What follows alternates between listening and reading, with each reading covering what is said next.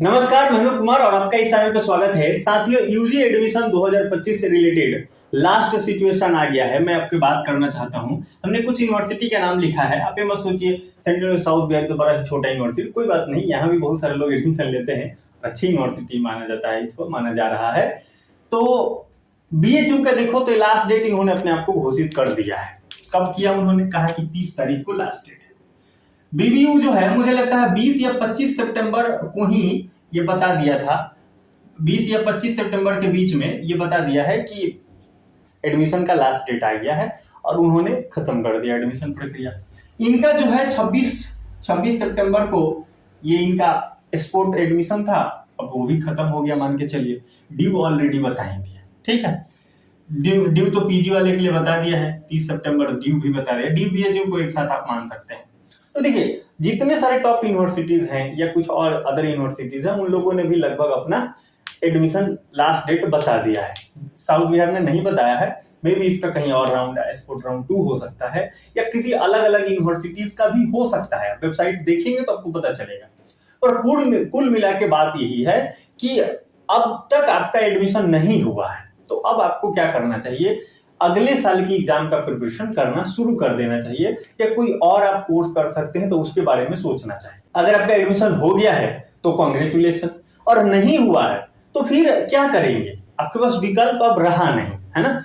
ये यूनिवर्सिटीज के बारे में आप सोच रहे, जैसे बीएचयू मान लो हंगामा हो रहा, हंगामा उतना इफेक्टिव दिख नहीं रहा है और मुझे नहीं लगता कि हो पाएगा ओपन। अगर ओपन हो जाए तो ये काबिले तारीफ वाली बात होगी और रेयर चांस में चांसेस हो सकते हैं। शुरू में ही हमें लगा कि ये पॉसिबल नहीं है और मैंने भी थोड़ा अपने सोर्सों से थोड़ा बात करने की कोशिश, तो लग रहा है कि नहीं हो पाएगा, ठीक है।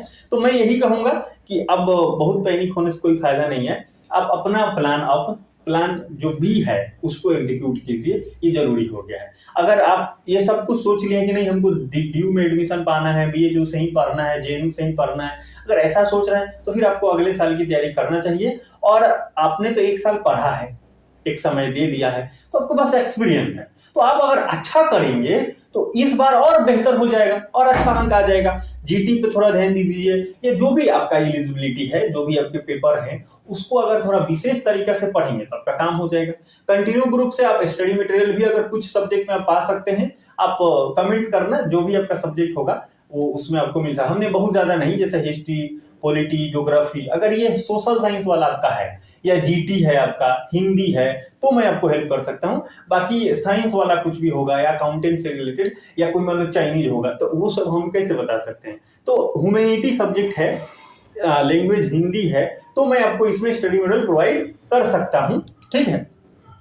बाकी मैं यही कहूंगा कि आप जिस भी सोर्स से पढ़ रहे हैं, आप पढ़ाई शुरू कीजिए और अच्छा से पढ़िए, और इस बार इतना शिद्दत से पढ़िए कि काम बढ़िया हो, है ना। इस बार कोई चूक नहीं रहे, अपने आप को धार दीजिए और बेहतर तरीके से तैयारी कीजिए। चैनल को सब्सक्राइब कर लीजिए। जब तक आपका एडमिशन होगा, क्लासरूम में जब तक बैठ नहीं जाएंगे तब तक आपको सपोर्ट किया जाता है। हालांकि उसके बाद भी दूसरे चैनल पे आप शिफ्ट हो जाते हैं, पर कंटिन्यू ग्रुप आपको 0 से लेके वीक तक ले आपको सपोर्ट करने वाला है, आप ये मान के चलिए, है ना।